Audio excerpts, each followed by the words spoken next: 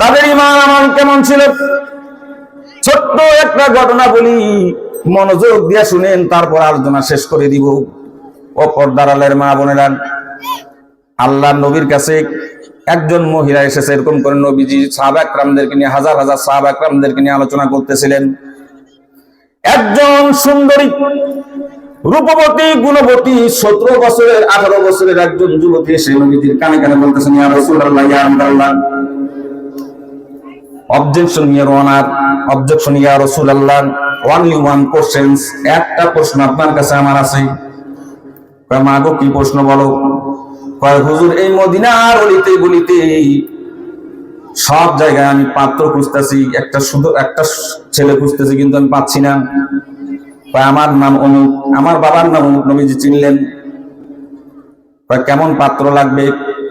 কয় এমন একটা পাত্র হতে হবে তার ভিতরে 3টা গুণ কমপক্ষে থাকা লাগবে। কয়টা গুণ? সকলে বলেন কয়টা? কয় মা, কেমন গুণ থাকা লাগবে একটু বলো তো দেখি। কয় হুজুর, এমন একটা যুবক আমার প্রয়োজন, ওই যুবকটা জীবনে কোনোদিন রোজা ছাড়ে নাই।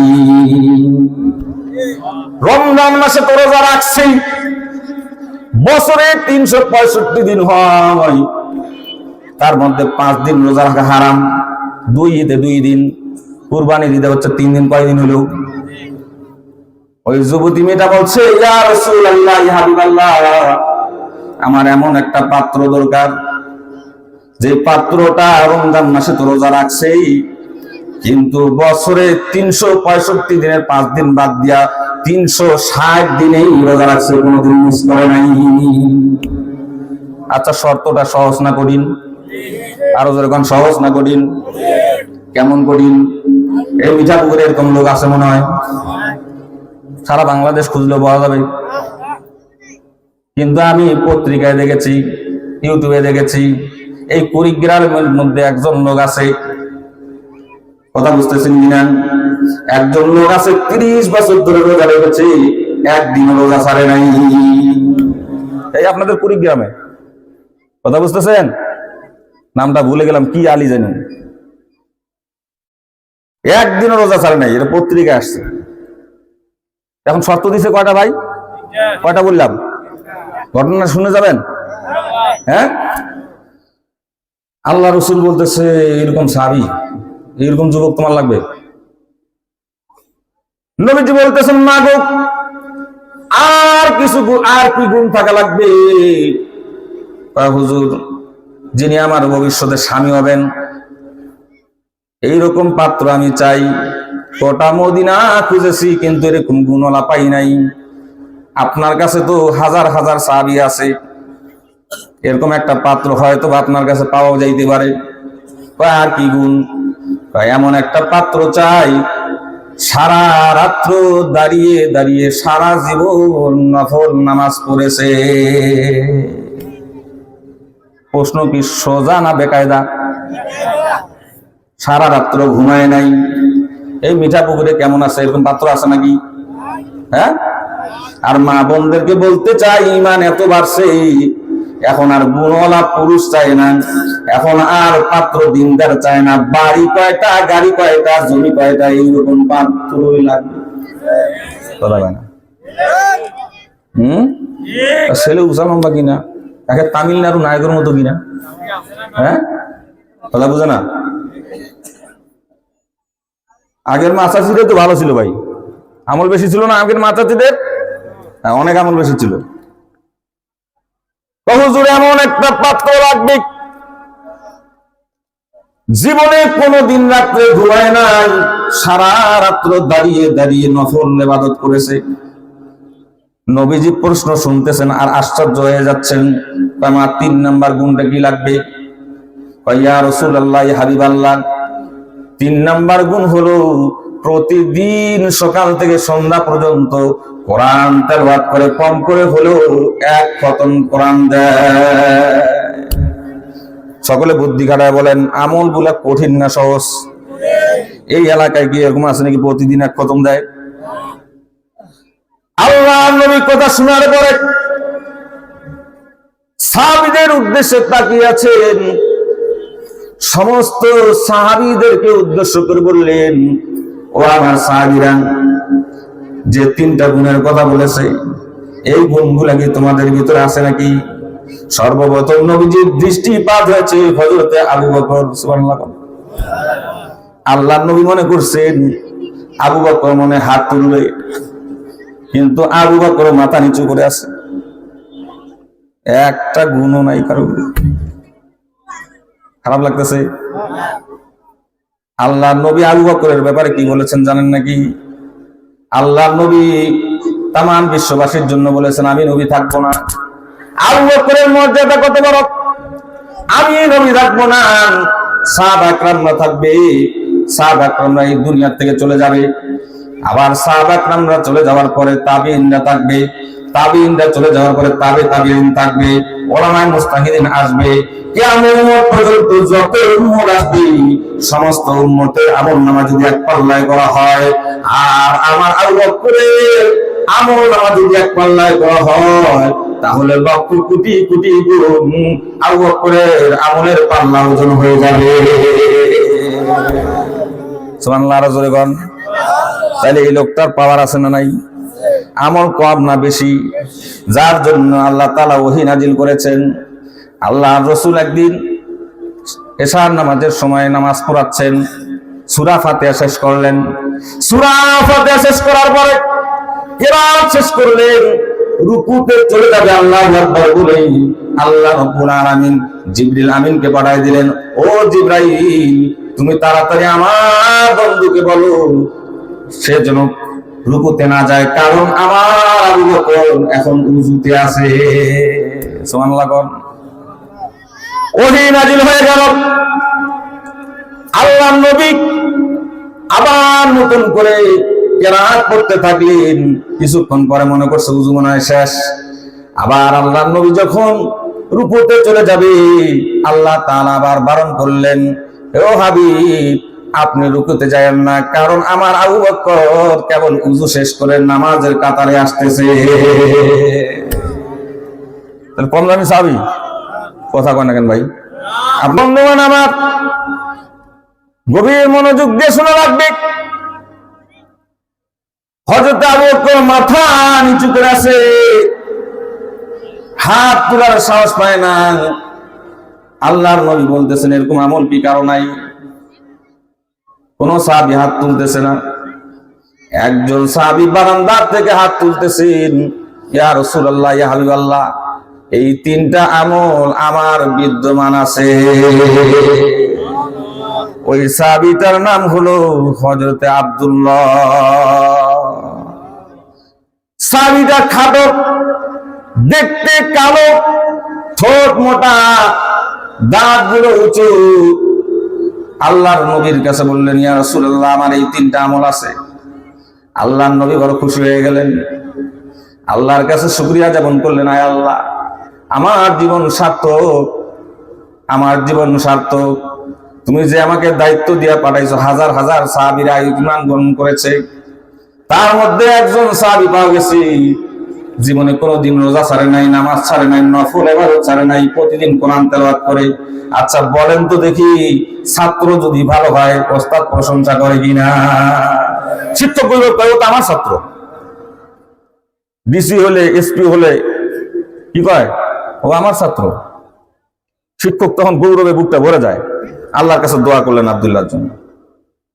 এবার মহিলাকে বলতেছে, মাগো, পাত্র তো পাওয়া গেছে, কিন্তু পাত্র তো তোমার মতো সুন্দর না, খাটো, কালো।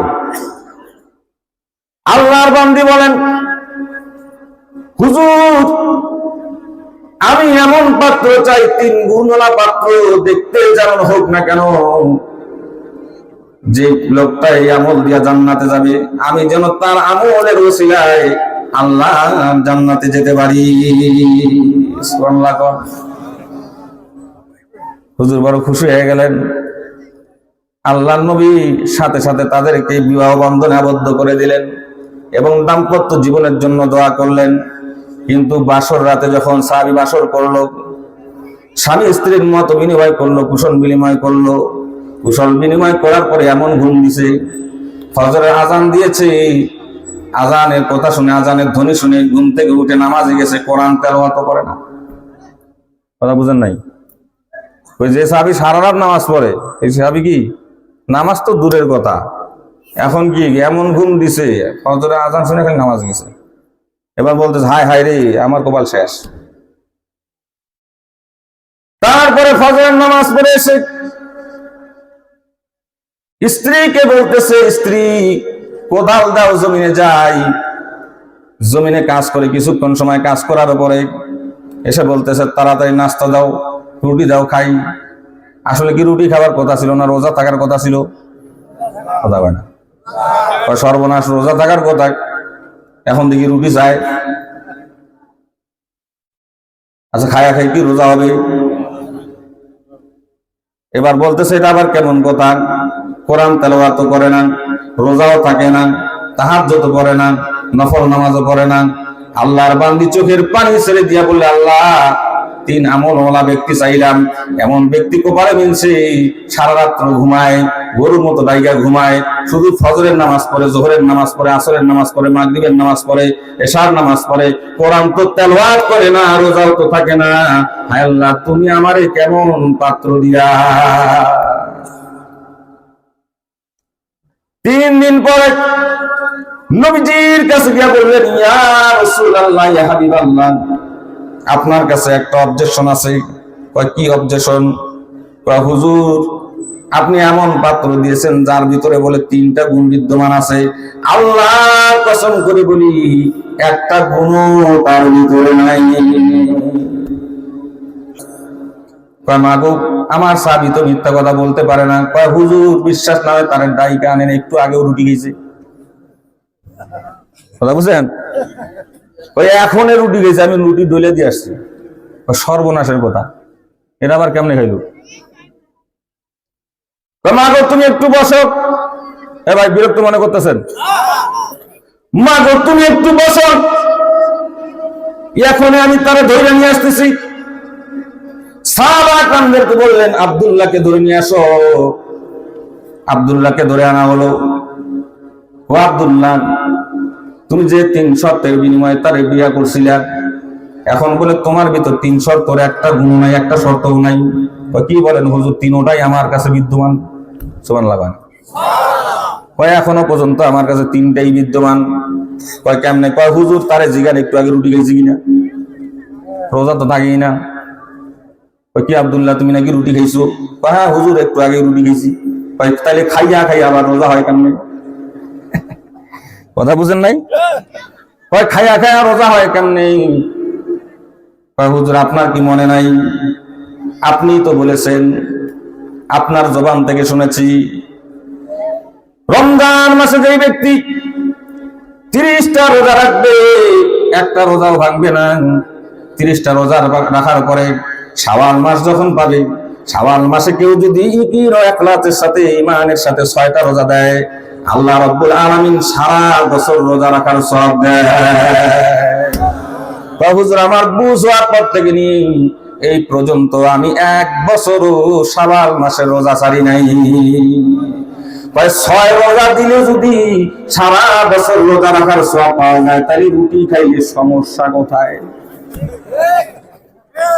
কথা বুঝেন নাই? এবার হাদিস শুনাই দিয়েছে ঠিক মতো। এখন মহিলা কয় হুজুর, তুমি চুপ থাকো। কয় হুজুর, আপনি কি এই হাদিসটা কইছিলেন? কয় হ, কথা তো ঠিক। কয় তাহলে আমি রুটি খাইতেই থাকুন। কথা বুঝেন কিনা? কয় কথা তো ঠিক হয়ে আছে। কয় ঠিক আছে, 1 নাম্বার প্রশ্নে তুমি পাস, কিন্তু 2য় নাম্বার হলো তুমি প্রতিদিন বলে কোরআন তেলাওয়াত করো, কিন্তু তোমার বিবি তো বলে তুমি কোরআন তেলাওয়াতই করো না, কোরআন নিয়ে বসো না। কয় হুজুর, আমি দরিদ্র মানুষ, আমার বৃদ্ধ বাবা মা আছে, তাদের পিছনে আমার ভরণ পোষণ দেওয়া লাগে, আমি মাঝে ময়দানে কাজ করি, কোরআন নিয়ে তেমন বসতে পারি না। কিন্তু আপনার মুখ থেকে আমি হাদিস শুনেছি, সূরা ইখলাস যদি কেউ 3 বার পড়ে, তাহলে সাথে সাথে আল্লাহ তাআলা তার আমল নামায় 1 খতম কোরআনের সওয়াব দান করে দেয়। কয় হুজুর, এটা কি আপনি কইছিলেন? কইছি। আপনি যদি বলে থাকেন 3 খতম 3 বার সূরা ইখলাস বললে 1 খতমের সওয়াব, তা আমি শুধু 3 বার বলি না, 5 ওয়াক্ত নামাজে 3 বার করে বলি, তাহলে তো প্রতিদিন 5 ওয়াক্ত খতম দিতেছি। তাইলে কোরআন লইয়া না বসলে সমস্যা কি? সুবহানাল্লাহ। কালকে কইেন। এবার নবীজি মুস্কি মুস্কি হাসে আর বলে, কথা তো ঠিক হয়ে আছে, আব্দুল্লাহ রে তুই বড় চালাক, চালাকি কইরাই সুন্দরী বউরে বিয়া করছস। হযরত আবু বকর হযরত ওমর কয় সর্বনাশ, এই আমলটা আমাদের ভিতরে আছে, এত ফাঁকা বিল্ডারে গোল দিয়ে দিল। এমন সাহাবী আসহাবে সুফফার মধ্যে আছেন, তারা প্রতিদিন 1 পারা 2 পারা করে কোরআন তেলাওয়াত করত। সব সাহাবী এবার মনে মনে চেপতেছে আর বলতেছে, এই আব্দুল্লাহ যে চালাকিটা করলো, একটু যদি ব্রেনে ধরতো তাহলে এই সুন্দরী মেরে তারে বিয়ে করতে দিতাম না।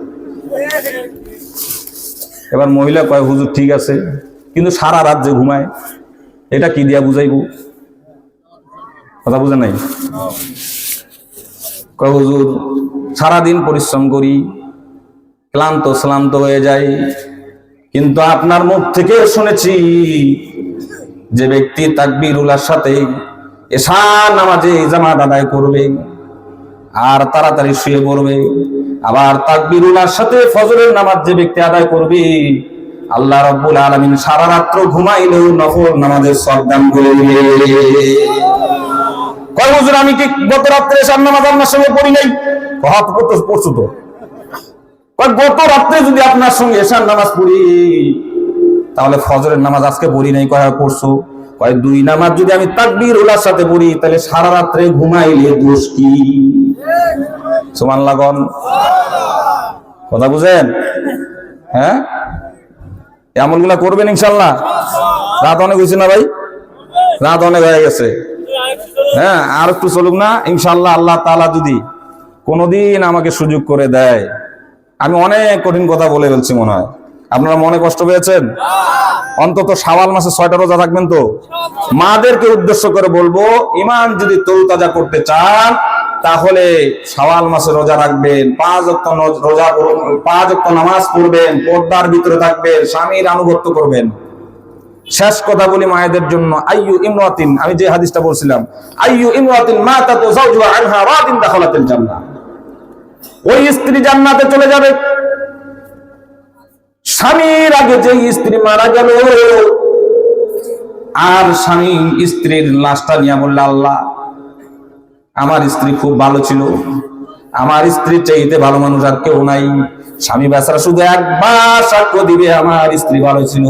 আল্লাহর নবী বলেন, দাখালাতিল জান্নাহ, ওই স্ত্রী আল্লাহর জান্নাতে সরাসরি চলে যাবে। কথা ঠিক কিনা? এখন হুজুর এই ওয়াজ করছে, কালকে থেকে তো শুনবার আপনারা খালি কি লাইবেন? হ্যাঁ, হুজুর সব ওয়াজ আমাদের উপর ফেলা দিয়ে গেল, আর আমার যে এই যে কুলসুমের বাপ যে পিটানিতে পিটায়, হ্যাঁ, এটা কি করব? হ্যাঁ মিয়া, কিয়ামতের দিন স্ত্রীরও কিন্তু সাক্ষী লাগবে। আল্লাহ পাক আমাদের সকলকে কবুল করবেন, আমিন। আল্লাহর নবী বলেছেন, এখন আমি আখির মুনাজাত করবো, আখির মুনাজাত থেকে কেউ বঞ্চিত হবেন না। দড়ি পাকাইছেন, গীত দেওয়া লাগবে না ভাই? গীত দেওয়া লাগবে না? বন্ধুগণ আমার, শেষ কথা মায়েদের উদ্দেশ্যে একটুখানি বলে দেই, কারণ আপনাদের তুলনায় মা বোনেরা অনেক বেশি কথা, ঠিক কিনা? আল্লাহ নবী বলছেন, পুরুষদের তুলনায় মায়েদের আমল কম, সওয়াব বেশি। এই ওয়াজ করতেছে আমার মতো করে একজন চালাক মহিলা দাঁড়ায় বলতেছে, হুজুর কমপ্লেন আছে। কয় কি কমপ্লেন? আমরা তো দেখতেছি পুরুষদের আমল বেশি, সওয়াবও বেশি, আর আমাদের আমল কম, সওয়াবও কম। কয় কেমনে বুঝলা? এবার যুক্তি দেয়, কয় পুরুষদের জুমার নামাজ আছে, আমাদের তো জুমার নামাজ নাই। আপনি তো বলছেন প্রতি কদমে কদমে পুরুষরা জুমার নামাজ সওয়াব পায়, কিন্তু আমরা যে জুমার নামাজ পড়ি না, আমরা তো সওয়াব থেকে বঞ্চিত। পুরুষ মানুষ তো 2 নাম্বার যুক্তি দেয়, পুরুষ মানুষ তো জানাজার নামাজ যায়, জানাজার নামাজে যায়। আপনি তো বলেছেন যে জানাজার নামাজে অংশগ্রহণ করে আল্লাহ রাব্বুল আলামিন তার আমল নামায় 1 রাত সওয়াব দান করে দেয়। কয় হুজুর এটাও তো আমরা পড়তে পারি না। আচ্ছা, মহিলা যুক্তি ঠিক আছে না? হ্যাঁ, যুক্তি ঠিক আছে, কিন্তু তারপর মহিলারা ঈদের নামাজ পড়ে, আমরা তো ঈদের নামাজ পড়তে পারি না। নবীজি তো থমকে গেছে, কথা তো ঠিক। তারপর কি কি উত্তর দিছে, এখান থেকে শুরু হবে আগামী বছর।